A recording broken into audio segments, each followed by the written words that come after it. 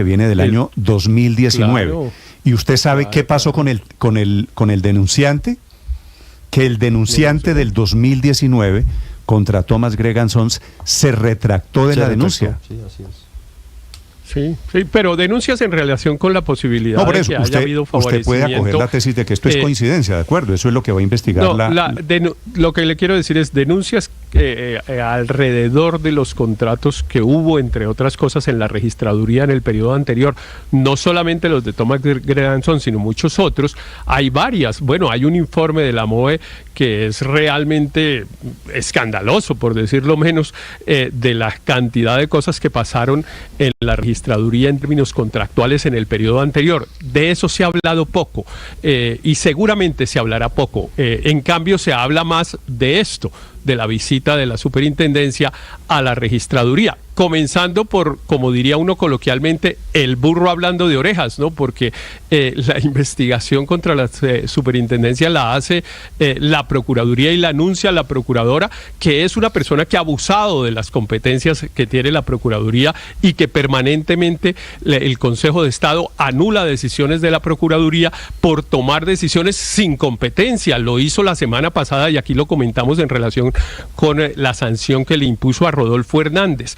Eso que está diciendo la Procuraduría que hace la SIC sobre la registraduría, que no tiene competencia, le dijo el Consejo de Estado a la Procuraduría la semana pasada en relación con Rodolfo Hernández. Todavía falta una posición unificada del Consejo de Estado sobre ese asunto, Héctor, porque están actuando de manera separada. Esa sí, porque es que esa es su opinión. Defendiendo semejante competencia tan absurda. Yo le estoy mencionando una sentencia del Consejo de Estado, no es mi opinión. Sí, pero no hay una posición unificada del Consejo de Estado en torno a si se debe o no aplicar de esa manera. Hay decenas de sentencias del Consejo de Estado en esa materia. Les propongo entonces no sigamos defendiendo los abusos de la Procuraduría. No, hay que esperar la unificación de criterios del Consejo de Estado. ¿Quién está defendiendo los abusos de la Procuradora si estábamos hablando de si era o no una coincidencia la investigación que se inició por parte de la superintendencia? Pero Felipe, volvamos a la superintendencia. Todo lo llevamos contra la Procuradora, contra el fiscal Barbosa, contra Duque. No, pongámonos serios. Estamos hablando de un tema concreto. Con el tema de la noticia, por si no se ha enterado, es que la Procuraduría abrió una investigación. Con el tema de la descalificación de la Procuradora, nos salimos del tema de la superintendencia. Si quiere, volvemos a hablar de la Procuradora en otro momento.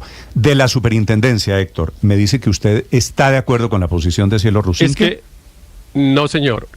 Estoy hablando de la Procuraduría porque la noticia es que la Procuraduría abrió una investigación. Ese fue el titular. La noticia es que la superintendencia se metió a la registraduría y que protesta también. La noticia es que la Procuraduría, la superintendencia, entre comillas, allanó.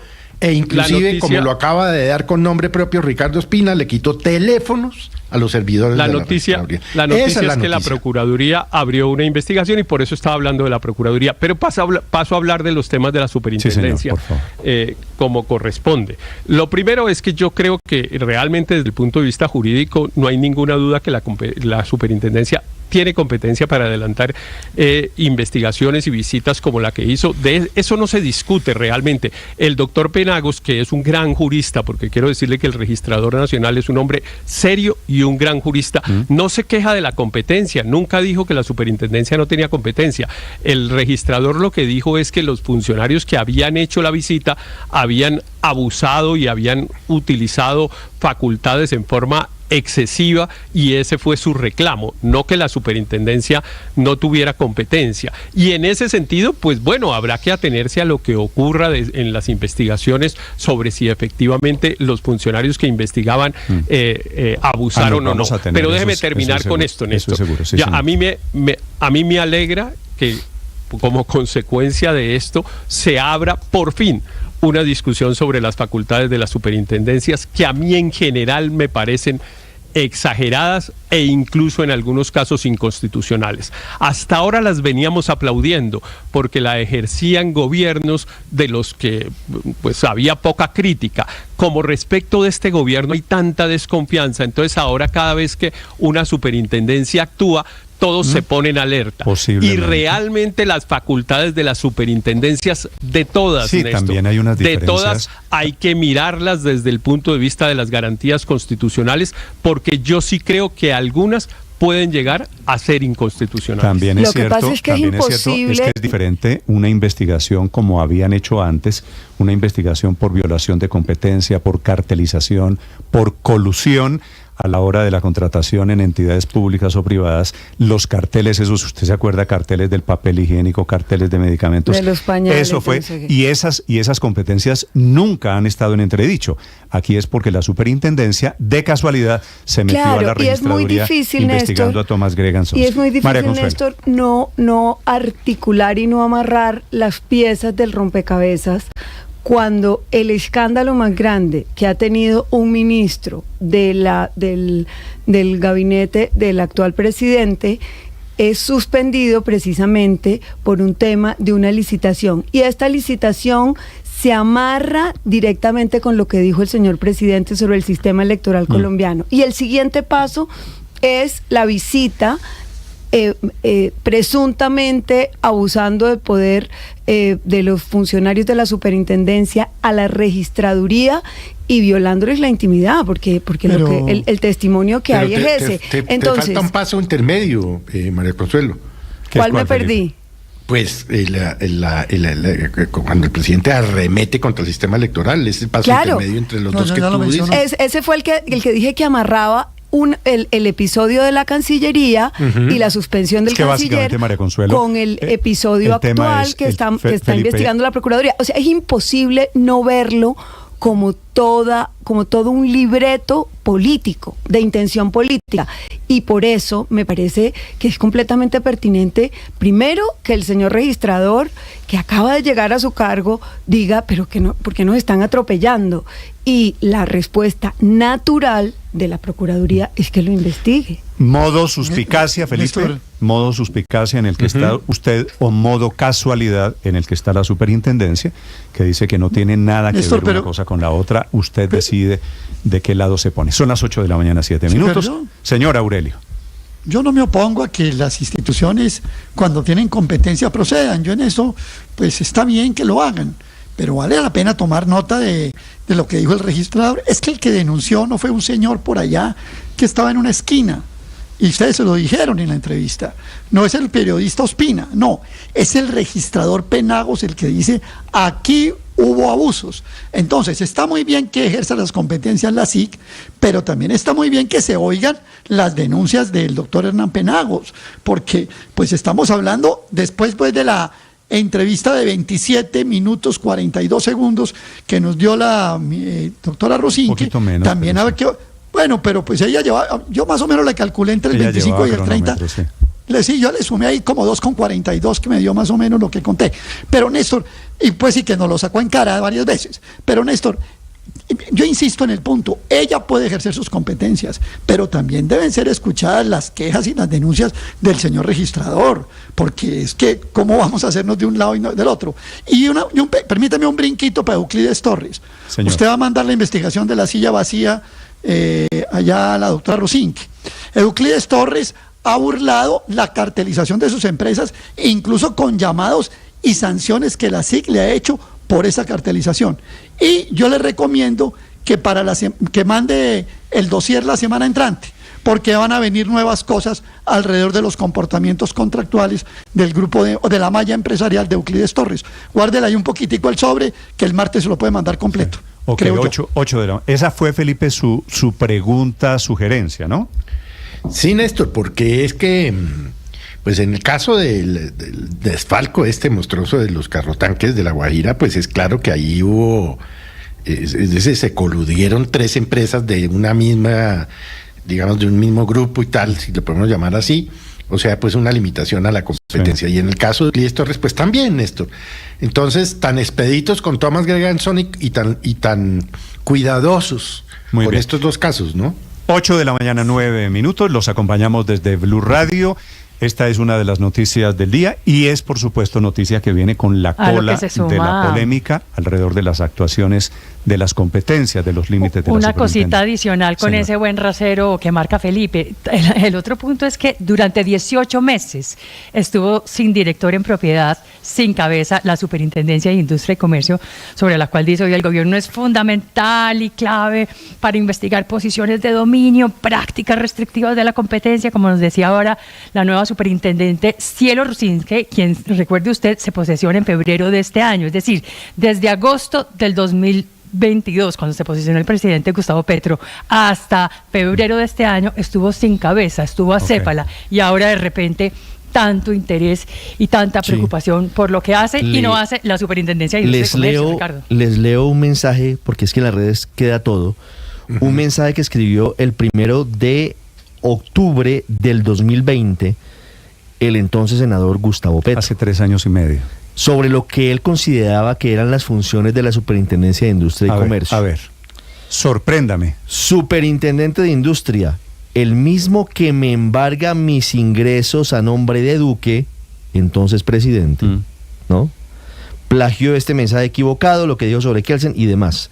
Es decir, que el presidente de la República en 2020 consideraba que la Superintendencia de Industria y Comercio actuaba como la policía política del presidente de la República. 8 de la mañana. ¿Qué pensará hoy el presidente Gustavo Petro? Felipe, me escriben para que yo creo que esta es una diferencia de semántica jurídica. Sí. Yo no sé, Héctor, si esto le cambie en algo el panorama a esta película que estamos viendo.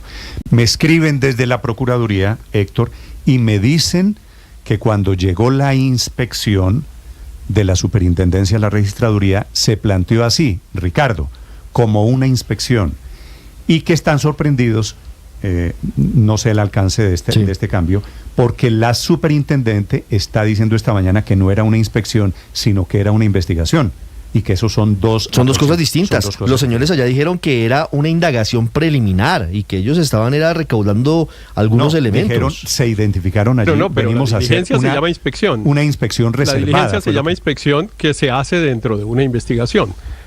Muchas cosas llamativas. No son antinómicos los términos, no. Entonces, es investigación o una de las dudas que expresó el registrador Hernán Penagos, por ejemplo, es que no fueran servidores públicos de carrera, sino contratistas los que hubieran hecho los interrogatorios, por ejemplo, a los funcionarios de la registraduría.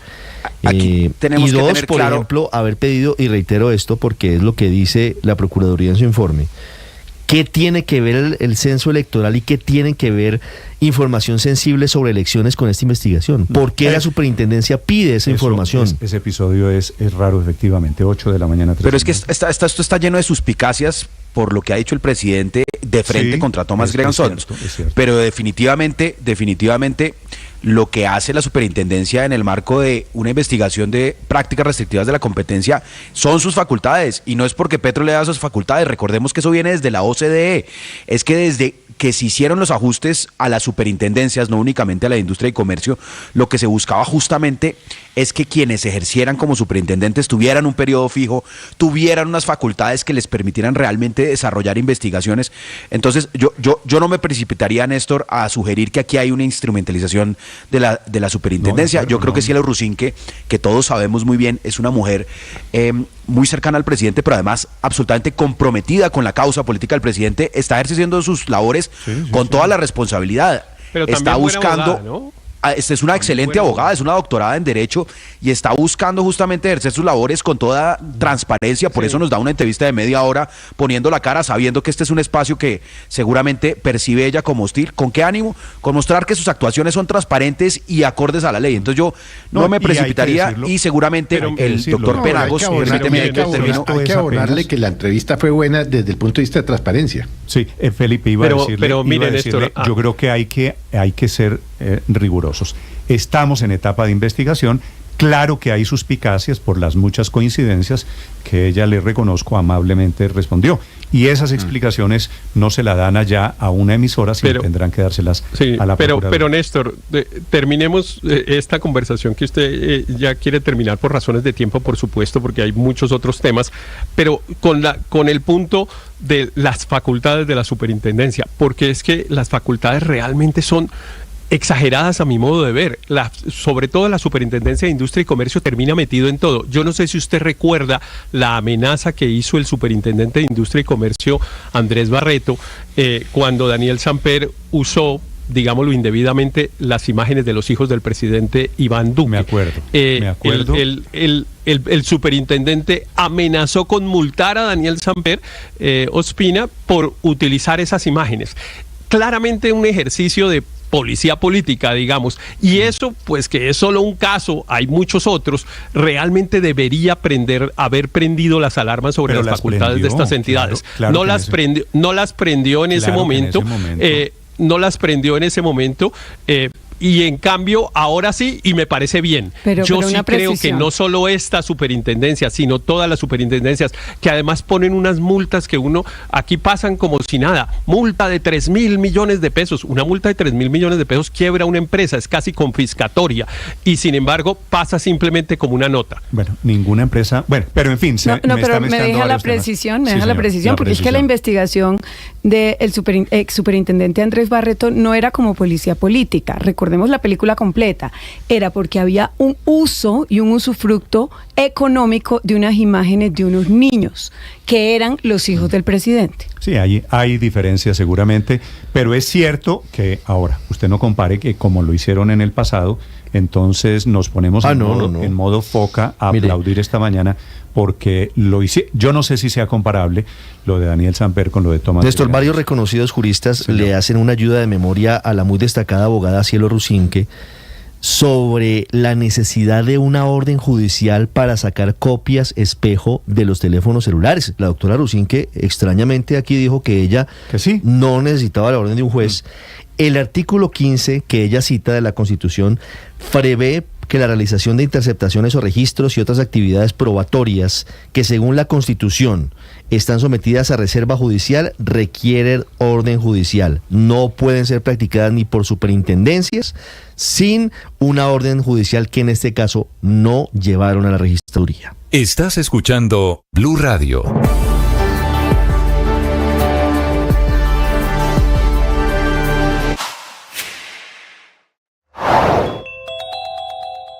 Hoy amanecemos sin que Texas pueda aplicar su controversial ley que le permite crear el delito estatal de migración ilegal, detener migrantes, multarlos, encarcelarlos y que sus jueces incluso puedan ordenar su expulsión. La confusión de las últimas horas se desató por una serie de decisiones judiciales. La primera, recordemos, fue el día lunes, cuando el juez de la Corte Suprema, Samuel Alito, decidió mantener el bloqueo a la aplicación de la ley de Texas, llamada la SB 4, mientras que una Corte de Apelaciones resolvía las demandas contra la medida. 24 horas después, la Corte en pleno, en una votación 6-3, tumbó esa decisión y dio vía libre al estado de Texas para que aplicara su ley. Significaba que inmediatamente los oficiales estatales iban a poder saltarse la autoridad federal para empezar a procesar inmigrantes ilegales en este caso. Esto desató el rechazo de la Casa Blanca, que aseguró que crearía un caos en la frontera, y también de organizaciones defensoras de los derechos de los inmigrantes. Pero en la madrugada, esa Corte de Apelaciones que se encuentra resolviendo las disputas legales contra la ley bloqueó de nuevo la aplicación de la medida, desatando una nueva confusión. ¿Por cuánto tiempo estará bloqueada? Es incierto, pero todo parece apuntar a que las demandas contra esta ley terminarán escalando hasta la Corte Suprema de Justicia.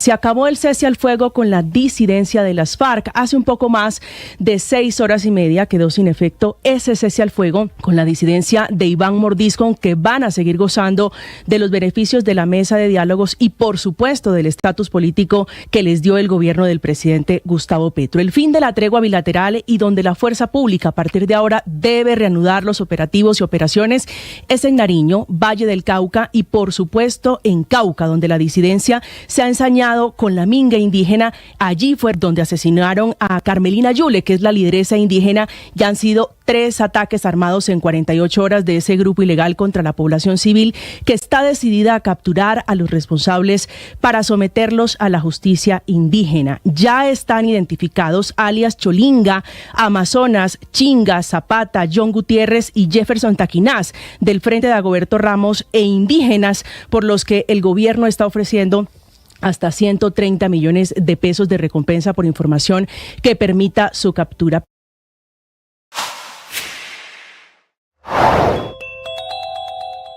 El presidente Petro desde Córdoba estuvo en Ayapel.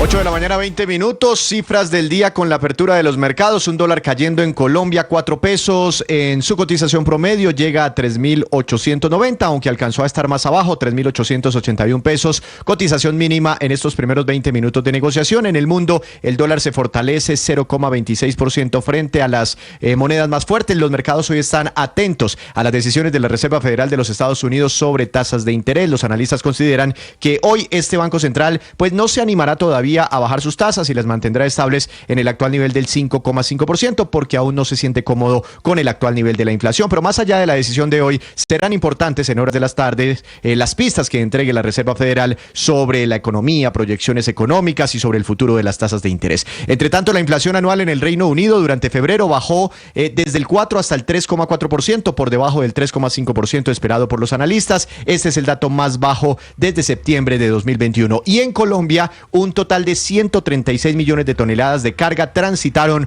por las vías del país durante el año pasado, según el Ministerio de Transporte. Esto representó apenas un crecimiento del 1% en línea con la desaceleración que experimentó la economía.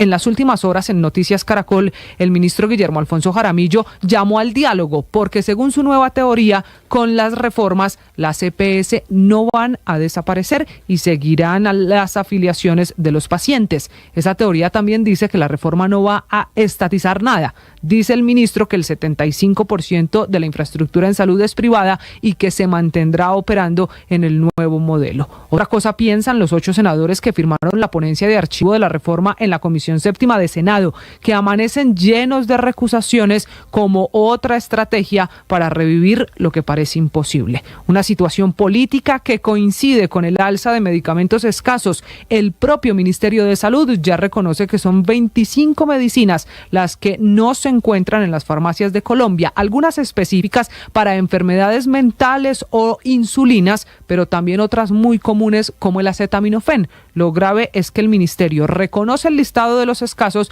pero todavía no entrega una solución a esta problemática.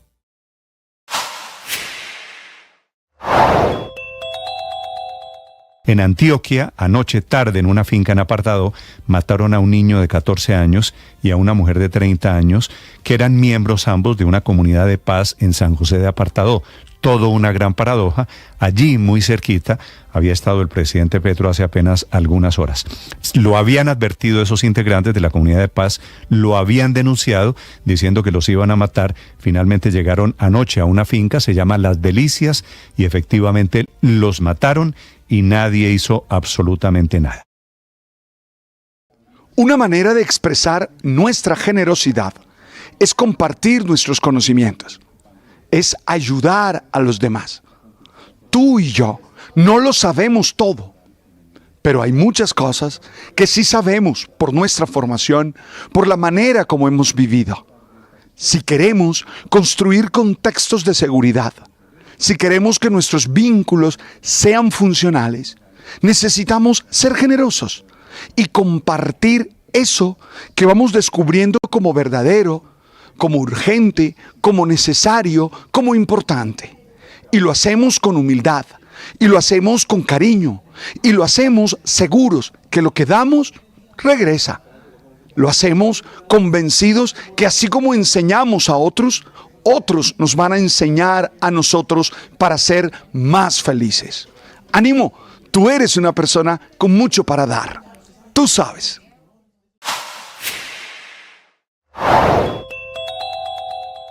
Se salvó el ministro de Defensa Iván Velásquez de una moción de censura. También se salvó de una moción de censura al tiempo en la Cámara de Representantes el ministro de Salud Guillermo Alfonso Jaramillo. Ambos intentos de la oposición que quería efectivamente tumbarlos. Se salvan ellos mayoritariamente, pero dice el presidente Petro que estas mociones de censura son la prueba de que la oposición lo quiere tumbar a él, a su gobierno y a sus ministros.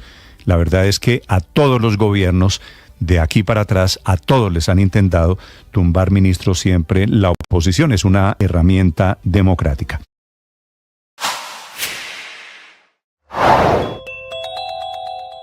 La justicia de España acaba de tomar la decisión de dejar a Dani Alves, el futbolista brasileño, uno de los cracks de las leyendas del Barcelona, en libertad. Eso sí será libertad provisional, a pesar de estar condenado por la violación de una mujer en una noche de rumba, una noche de Año Nuevo. Para que se produzca esta libertad condicional tendrán que darse varias condiciones. La primera la has mencionado, Néstor, el abono de esa fianza de 1 millón de euros, y mientras esté en libertad, una vez proceda al ingreso de ese dinero o al poner a disposición del tribunal bienes por valor de 1 millón de euros, se le van a retirar sus 2 pasaportes, el español y el brasileño, y luego tiene las prohibiciones habituales para este tipo de casos.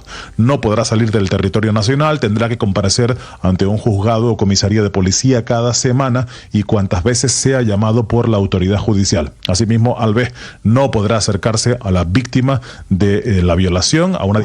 Estás escuchando Blue Radio y BlueRadio.com.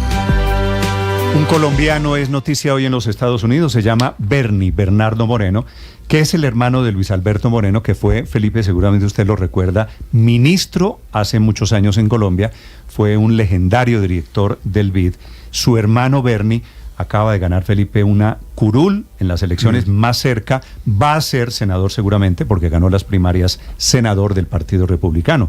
Una jugada política en la que termina este colombiano metido en la disputa, en la batalla electoral, alrededor de los 2 partidos tradicionales en Estados Unidos. Así que es noticia con nombre. ¿Usted lo conoce, Felipe? No, y cómo, claro, no, y cómo no recordar a Luis Alberto Moreno, Néstor, ministro de Desarrollo, él fue la mano derecha del expresidente Andrés Pastrana, pero yo creo que, aparte pues, de haber sido presidente del BID, lo más importante que debemos recordar de Luis Alberto Moreno fue que logró el Plan Colombia. Sí, de acuerdo, como embajador en Washington. Con el doctor Ruiz, en ese momento que era el director del Plan Ruiz. Fueron los motores del Plan Colombia. Pues ahora, Felipe, por carambolas políticas, su hermano metido a fondo con un tema muy importante, ganando las primarias en Washington. Juan Camilo Merlano. Néstor, su apellido lo pronuncia Moreno, pero es Moreno, Bernie Moreno, hermano menor de Luis Alberto Moreno, expresidente del Banco Interamericano de Desarrollo, 15 años fue presidente, y quien hoy se levanta victorioso y como el ungido del Partido Republicano y el trumpismo para tomarse el Senado de los Estados Unidos, para ganar una curul por el estado de Ohio. Este colombiano, quien llegó con tan solo 5 años a los Estados Unidos, ganó con el 50.2% de los votos las primarias del Partido Republicano en el estado de Ohio para las elecciones al Senado. ¿Esto qué significa? Que es el candidato oficial del partido, con toda la maquinaria partidista para disputarse la curul al Senado en las elecciones del próximo 5 de noviembre. Moreno es un empresario del estado de Ohio quien ya había intentado en el 2020 ser candidato republicano, pero no lo había logrado. Ahora ganó, reforzando su estrategia de ser el candidato trumpista. Bernie Moreno es quizás el más trumpista de los trumpistas en Ohio. No hay discurso que dé sin mencionar a Trump. No hay momento en el que deje de exaltar la labor de gobierno de Trump y, por supuesto, ha cumplido con el requisito necesario, fundamental, para ser el candidato de Trump, y es decir que en la elección del 2020 se la robaron a Trump. Así consiguió que todo el establecimiento trumpista lograra abrazarlo y catapultarlo para ser el ganador de esta primaria. Incluso ayer en su discurso de victoria, pues obviamente le agradeció a Trump. The reality is we have an opportunity now. We have an opportunity now to retire the old commie and send them to retirement home and then save this country. Because that's what we're going to do. And I want to thank President Trump for all he did for me, for this campaign, for his unwavering. La realidad es que tenemos una oportunidad de retirar al viejo comunista y mandarlo al retiro y salvar a este país, porque eso es lo que vamos a hacer. Y quiero agradecer al presidente Trump por todo lo que hizo por mí, por esta campaña y por su respaldo inquebrantable, decía el colombiano Bernie Moreno. Ese trumpismo, gran fortaleza de Moreno para ganar la primaria republicana, puede ser también su gran debilidad de cara a la elección general. Aquí en Washington el Partido Demócrata considera que de todos los candidatos republicanos que había, el más fácil de vencer en noviembre es Moreno. Y aquí es cuando se pone interesante. ¿A quién tiene nuestro paisano colombiano como contrincante? A Sherrod Brown, actual senador demócrata, quien busca nuevamente reelegirse. Brown está en esa curul desde el año 2007. Y el promedio de encuestas le da una ventaja del 5% frente a Moreno. Eso podría cambiar, todavía faltan varios meses para las elecciones de noviembre. En todo caso, es una elección que puede definirse de manera muy cerrada y que puede definir también qué partido se queda con la mayoría en el Senado. Será el 5 de noviembre, Néstor. Estás escuchando Blue Radio.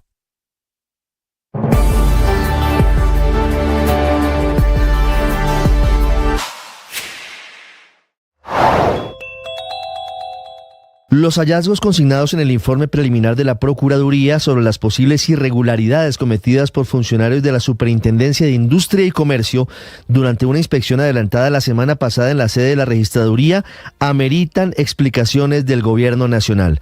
Los disidentes de las FARC en 3 departamentos que son Valle del Cauca, Nariño y Cauca, tal vez este último, el departamento del Cauca, el más asediado por los ataques. Estos disidentes que se han ensañado especialmente en las últimas horas contra comunidades indígenas, secuestraron niñas a quienes intentaron reclutar, mataron a doña Carmelina Yule, la atacaron en vida y la atacaron cuando ya estaba muerto en su sepelio. Señor gobernador del Cauca, Jorge Octavio Guzmán, buenos días, gobernador. Néstor, muy buenos días para usted, la mesa de trabajo y toda la audiencia. Gobernador, ¿qué está pasando con los disidentes, especialmente contra estas comunidades indígenas? ¿Entiende usted por qué tantos ataques, 3 o 4 en las últimas horas? En el departamento del Cauca, una vez se sentaron las MC en las mesas de diálogo, se firmó el acuerdo bilateral de cese al fuego en el departamento del Cauca, no fue aplicable este cese por parte de las EC, no le cumplieron en la mesa de negociación y ese conflicto se trasladó a los territorios. Hoy miramos que en la gran mayoría del departamento, en especial en la comunidad de Toribío, las comunidades indígenas, sufren los embates de la violencia y las guardias indígenas prácticamente están también atrincheradas defendiéndose de estos grupos subversivos. Gobernador, y en ese escenario, un escenario de confrontación entre las disidencias de la columna Jaime Martínez y la de Dagoberto Ramos contra la Guardia Indígena, ¿qué papel está jugando el ejército? Ahora que a las 0 horas de hoy terminó el cese bilateral, ¿cuál es el papel a esta hora de la fuerza pública para garantizar el regreso de la tranquilidad al departamento del Cauca? El ejército, una vez levantado este cese bilateral al fuego, continúa con las operaciones ofensivas. Eso va a permitir recuperar el territorio. Sostuvimos Consejo de Seguridad donde participaron algunas autoridades indígenas y entre la institucionalidad, la fuerza pública y también las autoridades étnicas se generaron estrategias importantes para retomar la tranquilidad en los territorios y de esa manera no permitir que sigan reclutando nuestros menores, de esa manera poder transitar en los territorios. Se va a expedir algunos volantes donde se fijan recompensas por los cabecillas de estas organizaciones delictuales, sí, pero también las guardias indígenas en constante comunicación con el ejército y con las entidades públicas para que esa información sea de primera mano y así poder nosotros, a partir de las diferentes organizaciones, tener impacto directo en territorio. Luego del asesinato de la mayora Carmelina en Toribío, se barajó la posibilidad de establecer el toque de queda. ¿Eso está pasando o se van a tomar medidas similares en algunos municipios del Cauca por cuenta de la situación difícil de orden público? Los toques de queda en consenso con los alcaldes municipales, de acuerdo a la situación de orden público, se tomarán en su momento, pero está considerada esta posibilidad en aras de proteger la vida y la salvaguarda de nuestras comunidades. Pero es decir, por ahora no hay toques de queda en ninguno de los municipios del Cauca. Hasta el momento no, pero tenemos un PMU permanente que se tomará la decisión si así haya lugar. Sí, gobernador, ayer en estos micrófonos un líder indígena del Cauca dijo que ellos iban sí o sí a intentar la captura de estos 6 disidentes de las FARC.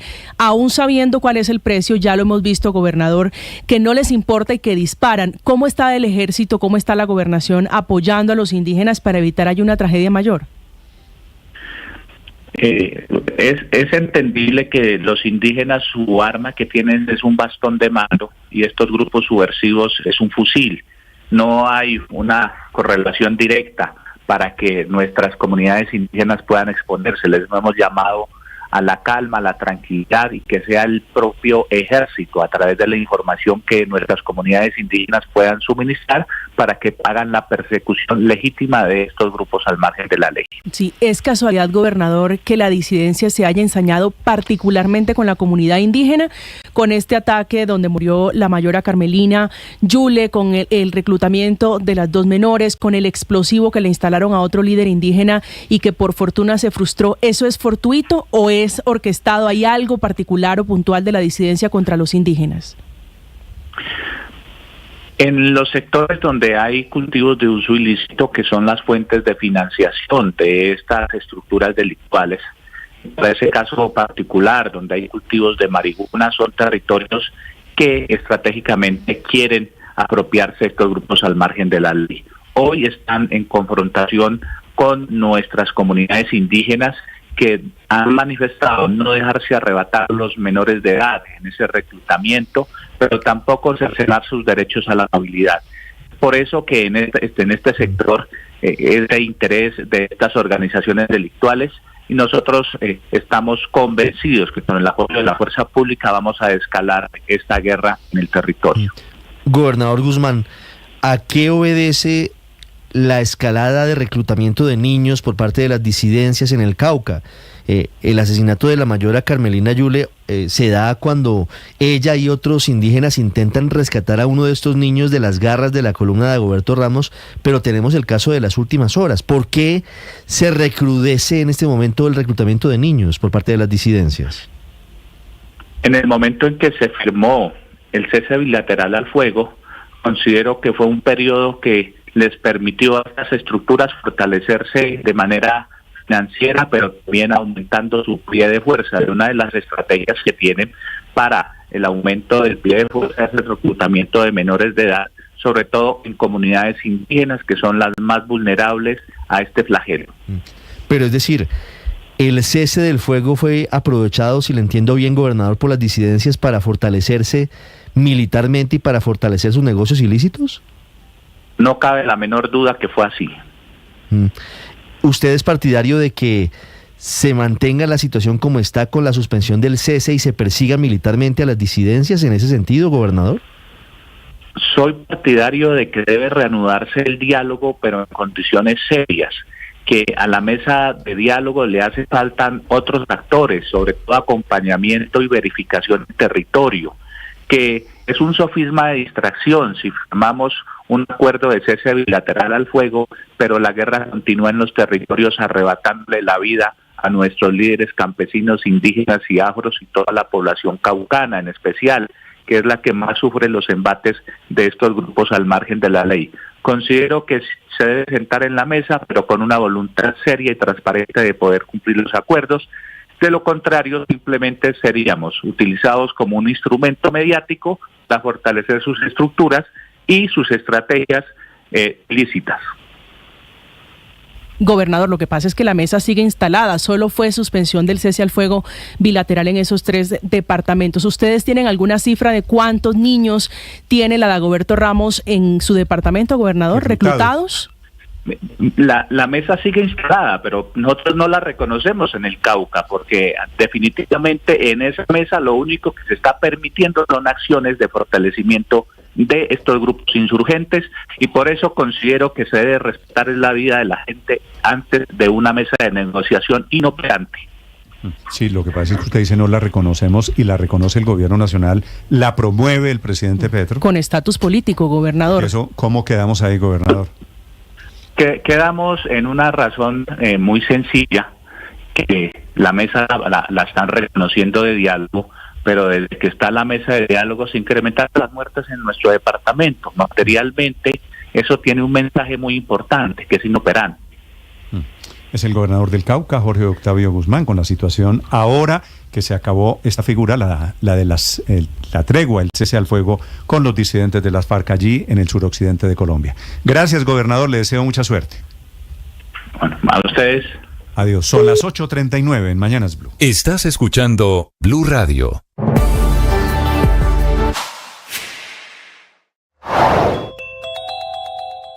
Continúan los problemas de caja para el gobierno, llevando en las últimas horas al ministro de Hacienda, Ricardo Bonilla, a radicar ante el Congreso una solicitud para ampliar el cupo de endeudamiento hasta por 17.600 millones de dólares adicionales, casi 70 billones de pesos, y debido a que, según Hacienda, los abonos a las deudas que se adquirieron durante la pandemia no liberan espacio para contratar nuevas deudas, haciendo referencia puntual a los pagos de las amortizaciones de las vigencias 2024 y 2025, cuyos créditos se adquirieron durante el COVID-19 con organismos multilaterales y con gobiernos, entre los que se destaca, por ejemplo, un crédito del Fondo Monetario por 5.300 millones de dólares, cuyos abonos no han liberado espacio para endeudarse más y poder financiar así el Plan Nacional de Desarrollo.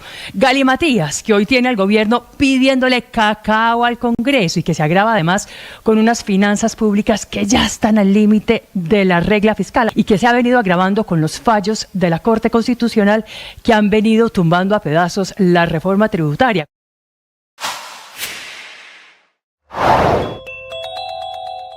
Hoy amanecemos sin que Texas pueda aplicar su controversial ley que le permite crear el delito estatal de migración ilegal, detener migrantes, multarlos, encarcelarlos y que sus jueces incluso puedan ordenar su expulsión. La confusión de las últimas horas se desató por una serie de decisiones judiciales. La primera, recordemos, fue el día lunes, cuando el juez de la Corte Suprema, Samuel Alito, decidió mantener el bloqueo a la aplicación de la ley de Texas, llamada la SB 4, mientras que una corte de apelaciones resolvía las demandas contra la medida. 24 horas después, la Corte en pleno, en una votación 6-3, tumbó esa decisión y dio vía libre al estado de Texas para que aplicara su ley. Significaba que inmediatamente los oficiales estatales iban a poder saltarse la autoridad federal para empezar a procesar inmigrantes ilegales en este caso. Esto desató el rechazo de la Casa Blanca, que aseguró que crearía un caos en la frontera, y también de organizaciones defensoras de los derechos de los inmigrantes. Pero en la madrugada, esa Corte de Apelaciones que se encuentra resolviendo las... Esa inseguridad en las regiones, esta mañana el presidente Petro dice desde Montería que hay fuerzas oscuras que quieren reeditar el paramilitarismo. Se refiere al asesinato de 2 integrantes de una comunidad de paz en San José de Apartado, en el Urabá antioqueño, en donde él había estado hace menos de 48 horas. Héctor Santamaría. Néstor, fue por medio de su cuenta en X donde el presidente Gustavo Petro aseguró que durante años fueron asesinados 400 miembros de la comunidad de paz de San José de Apartado y que hace 2 días todo el gobierno estuvo allí presente en esta localidad del Urabá antioqueño y se reunió con miembros de esa misma comunidad en la Asamblea Popular. Agregó, abro comillas, a nuestro regreso asesinaron a 2 miembros más de la comunidad. Fuerzas oscuras quieren reeditar el paramilitarismo en el nordeste o en el noroeste del país, cierro comillas. Hay que recordar, Néstor, que hombres armados llegaron hasta una humilde vivienda y asesinaron a un niño de 14 años, Edison David, su cuñada, una mujer de 26 años, identificada como Nayeli Sepúlveda, familiares de un coordinador humanitario integrante de esta comunidad de paz de San José, que se encontraba en el hospital del municipio atendiendo a su padre. El alcalde de esa localidad del Urabá antioqueño, Héctor Rangel, confirmó que los hechos ocurrieron exactamente en inmediaciones de una finca conocida como Las Delicias en la vereda La Esperanza. Desde aquí, de Secretaría de Gobierno, se están adelantando las gestiones para permitir, pues, como la inspección, entrar allá la inspección judicial hacia ese sector y identificar el tema de los cadáveres que están allá. Mientras que la comunidad de paz aseguró que ya venían denunciando presencia de ilegales en esa zona donde opera además el Clan del Golfo, piden celeridad de las autoridades para identificar y capturar a los responsables de este doble homicidio, un niño de ellos de 14 años en esta comunidad de San José de Apartado en Urabá. Néstor. Gracias, Héctor. Lo que pasa, Felipe, es que el trino del presidente tiene un problema de ortografía, ¿no? Que pone una coma en donde yo creo que debería ir un punto, y no es que hayan asesinado hace 2 días a 400 personas. Claro, uno cree que mataron a 400 personas. No. Está muy mal redactado. Sí, yo lo tuve que leer 3 veces. Es un tema de puntuación, pero los muertos de las últimas horas, para que no haya confusión, son 2. Son 2. Esa señora y el niño de 14 años.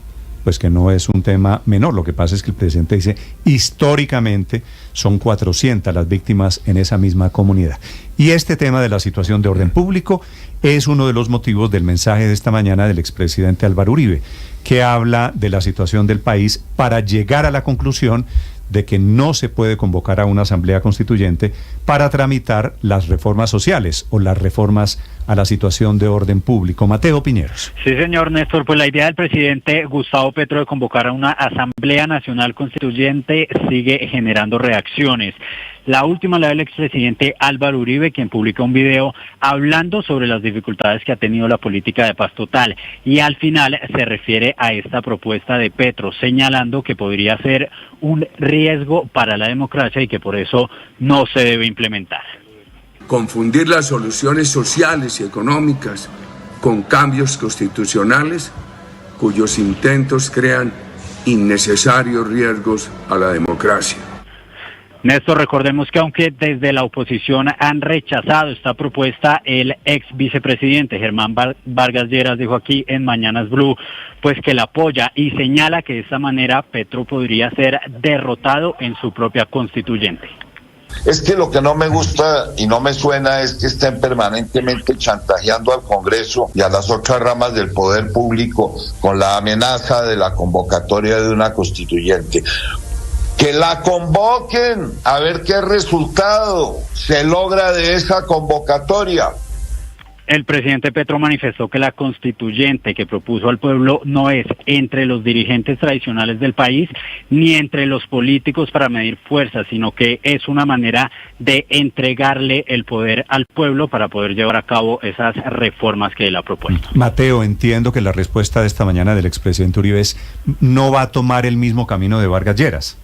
Exactamente, Néstor. El único dirigente hasta este momento de la oposición que de alguna manera le ha cogido la caña al presidente Gustavo Petro, pues es Germán Vargas Lleras, que además él dice que le daría otro sentido, que la idea es derrotar a Petro con su misma constituyente. Lo que ha dicho el expresidente Uribe es que de esta manera se pondría en riesgo la democracia y que por eso es mejor no intentarlo. Muy bien, gracias, Mateo. 8:46. Felipe, lo que pasa es que la respuesta de Petro a Vargas Lleras, ese de que es una constituyente que no es entre dirigentes, sino es la ciudadanía, ¿usted cómo hace para ponerle límites de quién entra a la constituyente y quién no? No, es que no tiene cómo, Néstor. Yo creo que en eso tal vez consiste la habilidad de Vargas Lleras, que le dijo, bueno, perfecto, veámonos en las urnas a ver quién gana y hasta lo podemos revocar y tal. Es de alguna manera ahogar la propuesta del presidente. Yo creo que esto no va para ningún lado. Lo dijimos ayer, presidente, con esta propuesta se pegó un tiro en el pie. No puede hacerla, como lo hemos discutido aquí ya en varias oportunidades, por fuera de la Constitución y de la ley. No puede hacerlo a dedo.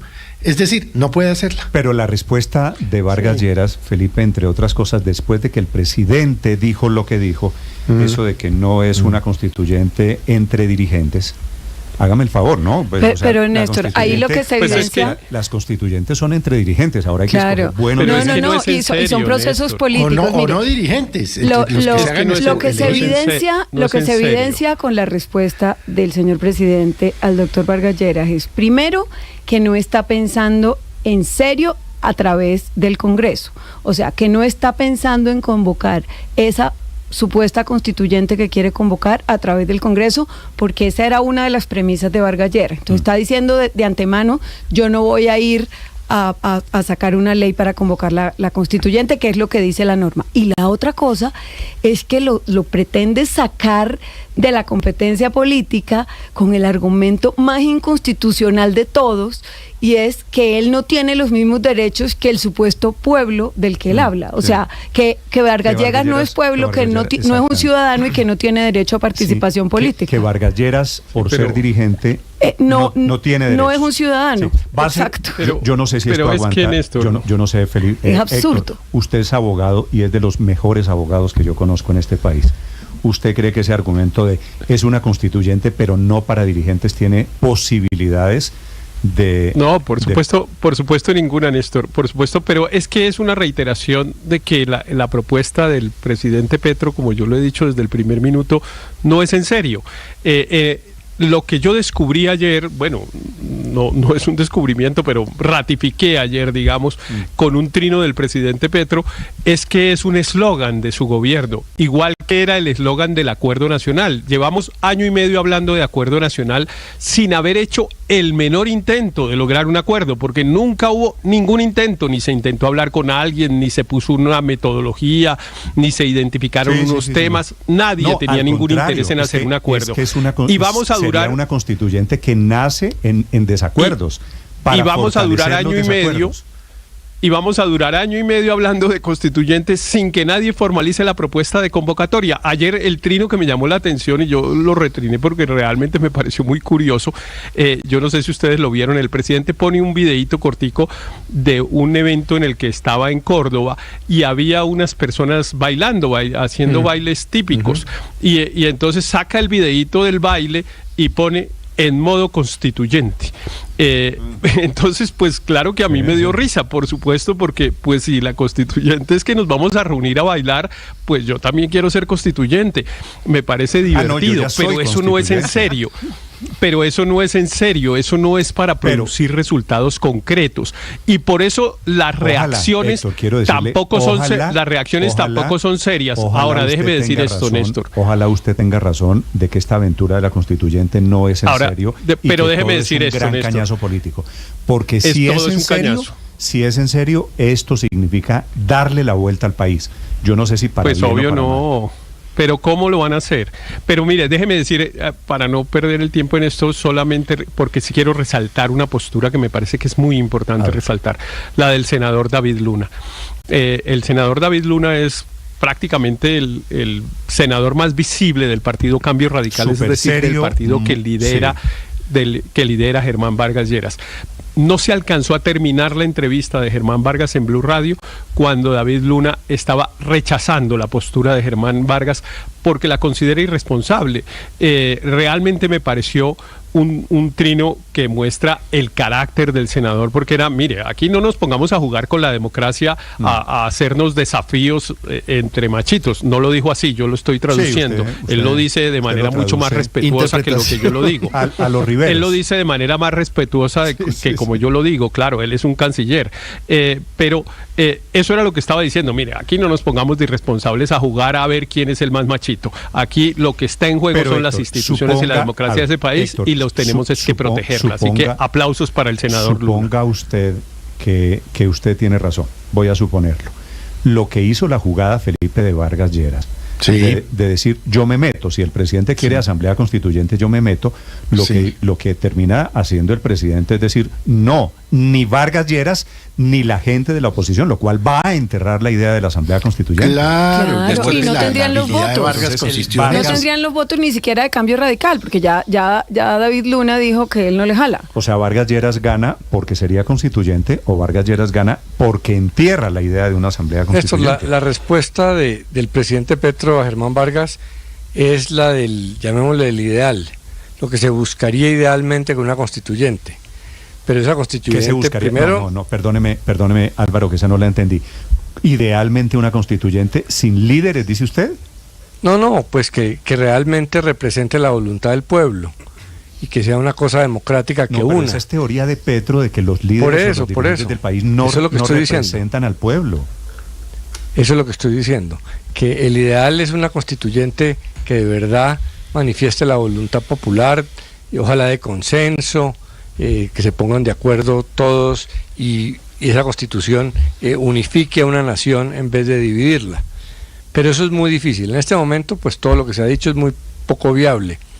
Y segundo, la realidad es lo que plantea Vargas, que eso se da una refriega política muy dura, donde Vargas, yo creo que con razón, ve que tiene muchas posibilidades de avanzar un dirigente como él y un sector como el suyo, donde los que han dominado la política en las últimas elecciones, que son el petrismo y el uribismo, no la tienen tan fácil, y obviamente todo termina reducido a política. Entonces el presidente Petro está viendo que tiene pocos beneficios, porque una constituyente lo que hace es anular un gobierno, dejarlo en segundo plano, dejar el Congreso en la calle y en el segundo plano. Entonces, el ideal de todo gobernantes transformar la Constitución, pero la verdad es que en Colombia no hay grandes inconformidades con la Constitución. Aún la derecha, le ha tenido temores. No, por eso, esa es la sacada del sombrero. Le iba a decir, Álvaro, escribe sobre este tema el ex candidato presidencial y exalcalde de Bogotá, Enrique Peñalosa Felipe, lo siguiente. Sí. Le dice a Petro por el veto a Vargas Lleras, le dice, sale a defender a Vargas Lleras Peñalosa.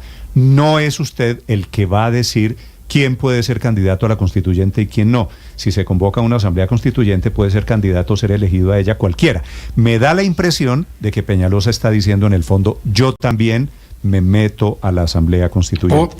Posiblemente, pero ¿con quién pretende hacer? A ver, pero Néstor, Vargas Lleras de candidato a una constituyente y Peñalosa, y ojalá gente seria.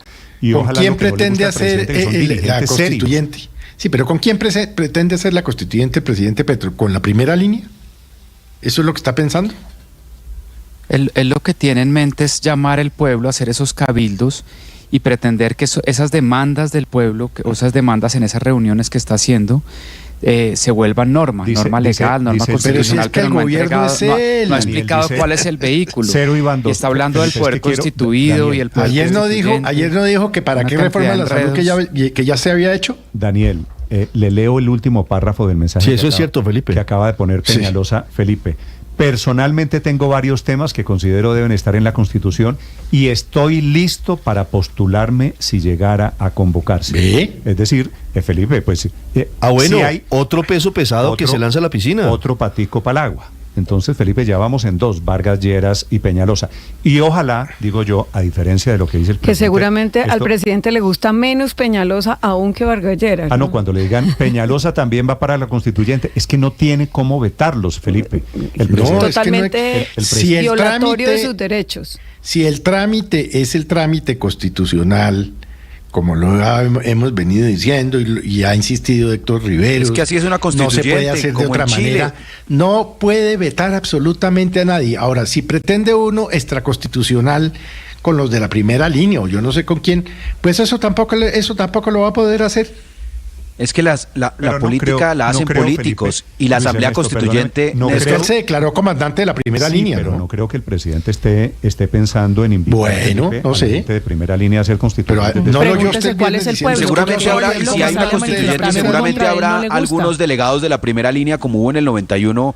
delegados de una guerrilla que se desmovilizaba, que era el M-19. Pero miren, Néstor, es que la política la hacen políticos y entonces pues no sorprende que si el presidente lanza semejante globo, pues le cojan la caña a personas que también están en la actividad política, que han sido sus contradictores, porque van a ver ahí una oportunidad lógica de oponerse a Petro, de oponerse a su mandato, de oponerse a sus ideas, y es que si estamos en una democracia eso es totalmente legítimo. Así fue en Chile y a Boric le salió muy mal y a Petro le saldría muy mal. Pero miren, Néstor, yo trato como de entender, porque es que de verdad este cuento de la constituyente, que con razón genera preocupación, porque uno sí tiene que tomar en serio lo que dice el presidente, aunque a veces sean divagaciones, pues esta divagación se ha ido concretando poco a poco. Entonces, arranca con el viernes.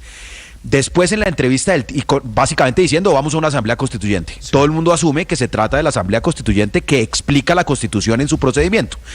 En el fin de semana, o el lunes en la mañana, perdón, da una entrevista donde dice, no, esto no es por la vía del Congreso, sino esto es en asambleas populares, que es lo que está haciendo ahorita en el Caribe. Y después, cuando entra en el choque con el presidente del Senado, precisa que sí, que primero va antes de la asamblea, dice él en un trino de hace 2 días, antes de la asamblea o decisión constituyente hay un proceso constituyente que se expresa en la movilización y la deliberación. Es decir, él va calentando la campaña en los pueblos como lo está haciendo. Y después, Néstor, lo lleva al Congreso. Dice, el Congreso citará la constituyente o la decisión constituyente el momento apropiado. Entonces, hagamos campaña unos meses y si la vaina cuaja, presentamos, y si no cuaja, pues obviamente no me pego el tiro en el pie. Lo que pasa es que, Luis Ernesto, imagínese, le están diciendo en este momento, presidente, otro se metió el segundo, y cuando se mete Felipe el segundo, de aquí en adelante van a comenzar a aparecer muchos. Y Peñalosa, si se lanza una constituyente, saca votos. Yo creo que es elegido constituyente. Y Vargas Lleras sale constituyente. ¿Y usted cree que al presidente Petro le gustaría que Vargas Lleras y Peñalosa y muchos de quienes son sus opositores. Y aparecerán otros, Néstor. Claro que van a aparecer muchos. Pero es que paralelo con el relato... listo, vamos a jugar con las mismas cartas que quiere el presidente Petro. Entonces terminan haciendo una constitución que le va a tallar más, que le va a resultar siendo más incómoda al presidente Petro. Entonces yo sospecho que esto va a terminar. Pero es que paralelo con el relato, claro, paralelo con el relato que ha hecho Luis Ernesto, agreguemos otros detalles más. Ayer dijo el ministro Osuna, no, eso es solo una idea, sí, una lluvia de ideas. Y Velasco también, el ministro Velasco dijo, no, esto es una idea de unir a todo el mundo y no de dividir. Casi que me parece que la constituyente empieza a quedar como limitada a ese baile de porro sabanero, ¿no? Era lo que estaban bailando ahí, ¿no?